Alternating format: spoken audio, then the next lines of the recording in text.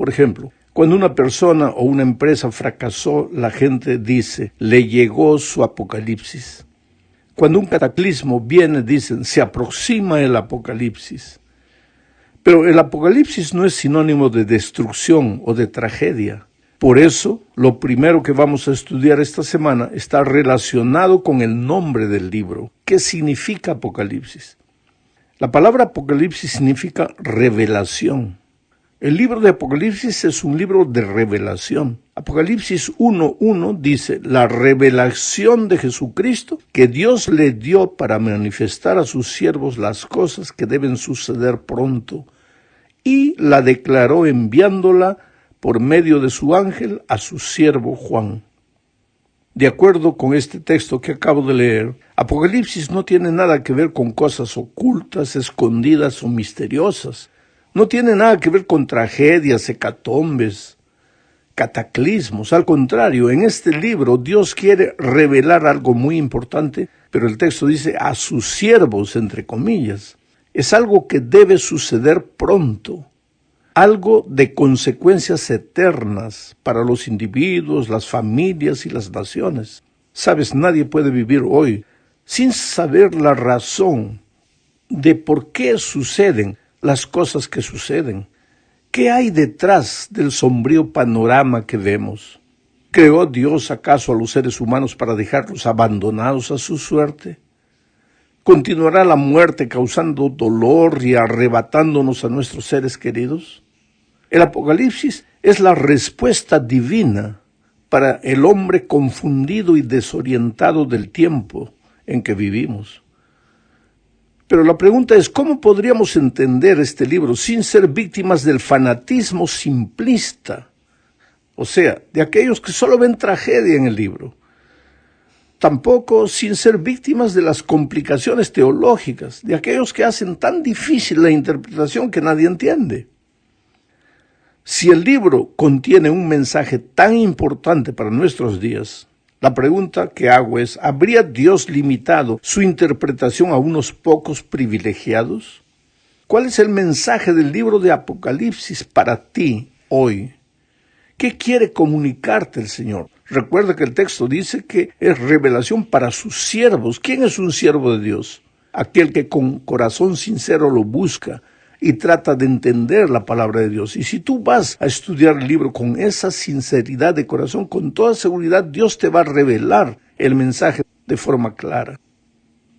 Vamos a la segunda parte de este estudio.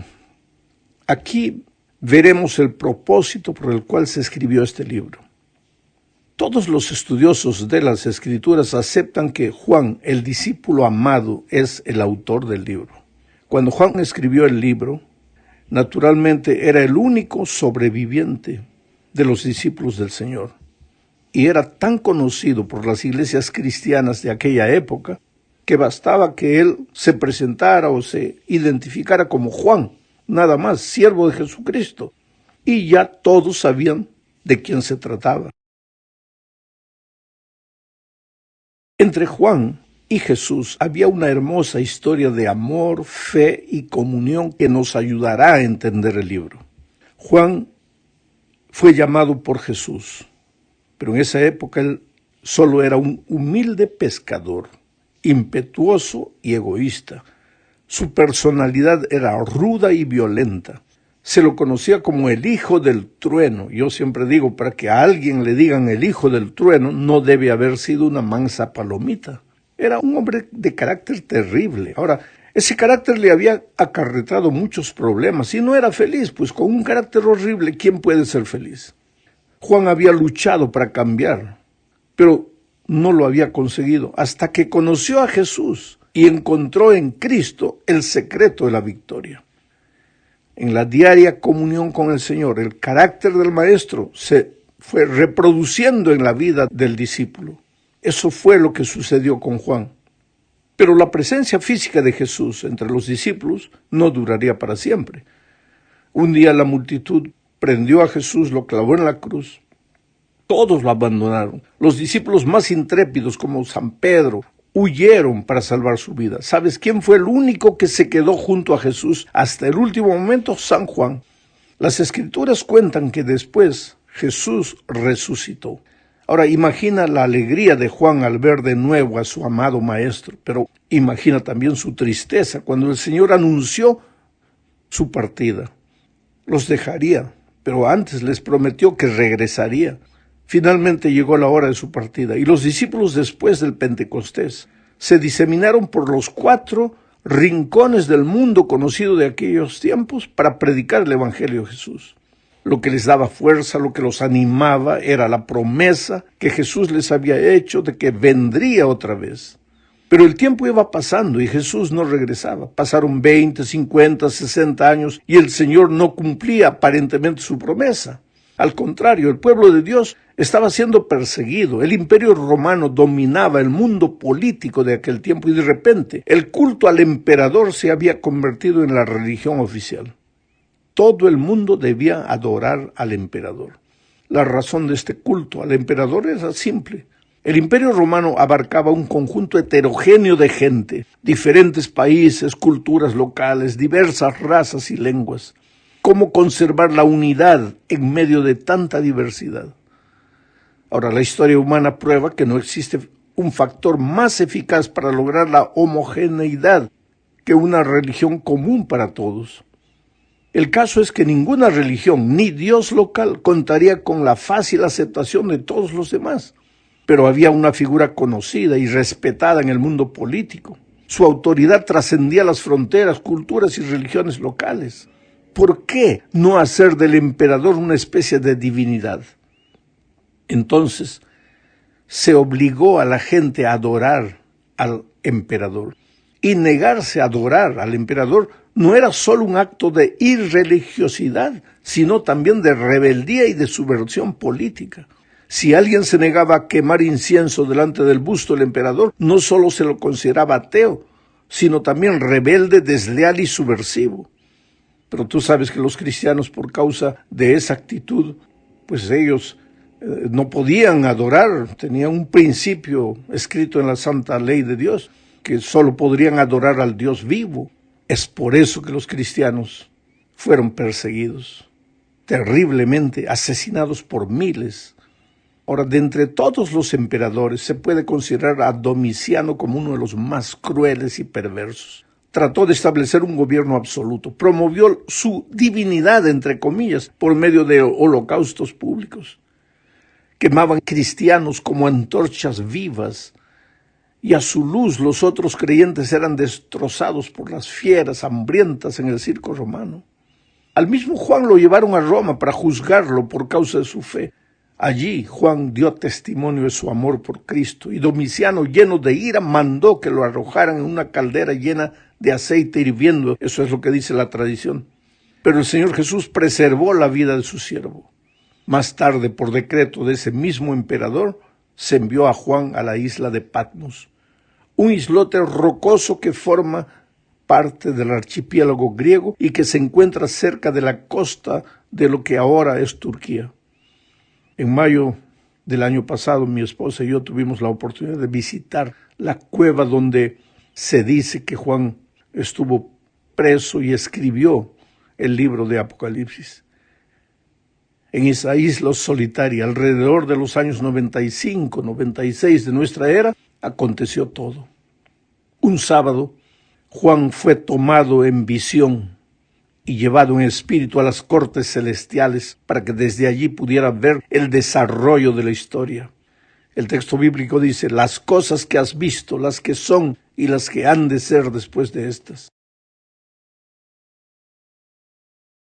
Querido, Dios le dio a Juan el mensaje del Apocalipsis porque su pueblo necesitaba entender lo que estaba pasando. ¿Por qué parecía que Jesús se había olvidado de sus siervos? ¿Dónde estaba la promesa de su venida? ¿Por qué la injusticia prevalecía sobre la justicia? ¿Por qué prosperaban los malos mientras los que trataban de servir a Dios padecían persecución y muerte?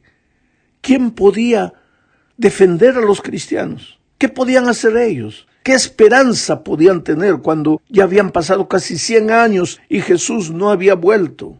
Entre ellos, entre los cristianos, no habían sabios ni poderosos. ¿Cómo podían enfrentar el poderío de Roma que nadie se atrevía a desafiar? Ahí el pueblo de Dios se encontraba en una disyuntiva. O adoraban a César, o morían. O adoraban a César o a Cristo, pero si adoraban a Cristo, morían. El Apocalipsis se escribió, entre otras cosas, para fortalecer la fe de los hijos de Dios, para explicarles el porqué de esa aparente tardanza y para mostrarles el desarrollo de la historia desde esos días hasta el fin. Nada de lo que sucede hoy quedó sin ser revelado. Las guerras, la explotación social y económica, la explosión demográfica, el desequilibrio climático, las tragedias en el mar, la tierra, en el aire, todo fue objeto de la revelación. Todo tiene una razón de ser, todo tiene una explicación. Y el libro de Apocalipsis revela todo. Y el sincero hijo de Dios que vive hoy desesperado no necesita pensar que todo es un caos. Tiene que saber interpretar lo que hay por detrás de todo eso, pero para eso necesita entender el libro de Apocalipsis. En la tercera parte, veremos el porqué del lenguaje simbólico que usa Juan en este libro. Si, como dijimos, Dios quería explicarle todo a sus hijos, ¿por qué tantas figuras y símbolos? Porque al leer el Apocalipsis te vas a encontrar con corderos, monstruos, cuernos, bestias, sellos, trompetas, plagas, caballos de diversos colores, seres extraños con rostros de buey, de león, en fin, con unos 3,000 símbolos y figuras. Eso es lo que vas a encontrar en Apocalipsis. Pero si el Apocalipsis es una revelación importante para los seres humanos, si tiene que ver con verdades eternas y también con la vida y la muerte del hombre, ¿por qué tanto aparente misterio? ¿No podría Dios haber dado su mensaje de manera más clara? Por cierto que sí. Pero recuerda que cuando Juan escribió el Apocalipsis, la iglesia cristiana estaba perseguida por el poder político de Roma. El mensaje del Apocalipsis presentaba la caída del imperio. ¿Te imaginas lo que habría pasado con la iglesia si los dirigentes de Roma hubiesen podido entender el libro de Apocalipsis? Por otro lado, al leer el libro te vas a dar cuenta que hay un poder más terrible que el poder de Roma, que es el poder del mismo diablo, disfrazado, escondido. Y el pueblo de Dios precisa ser preservado hasta el fin. Por lo tanto, solo los sinceros de corazón pueden entender el libro de Apocalipsis. Y tú puedes ser un sincero de corazón si te despojas de preconceptos y vas a estudiar con el corazón y la mente abiertos. Vamos a la cuarta parte. Aquí veremos que Dios es el tema central del libro. Dios el Padre, Dios el Hijo y también Dios el Espíritu Santo. El Padre aparece diciendo en Apocalipsis 1:8, yo soy el Alfa y la Omega, principio y fin, dice el Señor, el que es y que era y que ha de venir, el Todopoderoso. Este es el Dios Padre, pero es el mismo Dios que en Éxodo 3:14 dice a Moisés, yo soy el que soy. Y dijo, así dirás a los hijos de Israel, yo soy, me envió a vosotros. Este es el Dios eterno, el Dios Padre. Por otro lado, el Dios Espíritu también está presente en el libro de Apocalipsis. Apocalipsis 4:5 dice, y del trono salían relámpagos y truenos y voces, y delante del trono ardían 7 lámparas de fuego, las cuales son los 7 espíritus de Dios. Ay. No hay un espíritu. Y como dice aquí, 7 espíritus de Dios. Pues aquí entramos ya en el lenguaje simbólico, que vamos a entender mejor más adelante. El número 7 en el libro de Apocalipsis es usado como símbolo de perfección, de plenitud. Al mencionar a 7 espíritus, no está hablando de 7 espíritus en sentido numérico, sino simbólico. Aquí hay una referencia a la plena y perfecta obra del Espíritu Santo. Y finalmente Jesús, también el Hijo, el Dios Hijo, está presente a lo largo del libro, desde su nacimiento terrenal, cuando el dragón intenta devorarlo, hasta su venida en gloria y majestad. Llegamos ahora al fin de este estudio hablando de el objetivo del libro, el blanco del libro, a dónde quiere llegar el libro. ¿A dónde apunta? ¿Cuál es el objetivo final? ¿Para qué se revela a los siervos de Dios las cosas que han de venir? Leamos los 2 últimos versículos del libro, Apocalipsis, capítulo 22, versículos 20 y 21. El que da testimonio de estas cosas dice: ciertamente vengo en breve. Amén. Sí, ven, Señor Jesús. La gracia de nuestro Señor Jesucristo sea con todos vosotros. Punto. Amén. Sí, el objetivo final del libro es preparar a las personas para la segunda venida de Cristo. Ora, ven, Señor Jesús. Ese es el deseo final de todos los creyentes que leen y entienden el mensaje. Encontrarse con Jesús de nuevo. Pero para esto es necesario prepararse. Pero entonces viene el segundo pensamiento del texto que leí. Pero la gracia de Jesucristo, ese es el instrumento de preparación.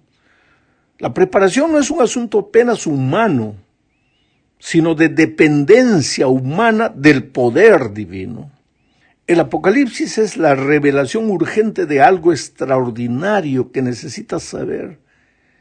Es algo que implica vida o muerte, salvación o perdición, y ese algo es que está en estos momentos en marcha un conflicto cósmico que atañe a los seres humanos y del cual tú no puedes omitirte. Es una lucha de consecuencias eternas. Es la batalla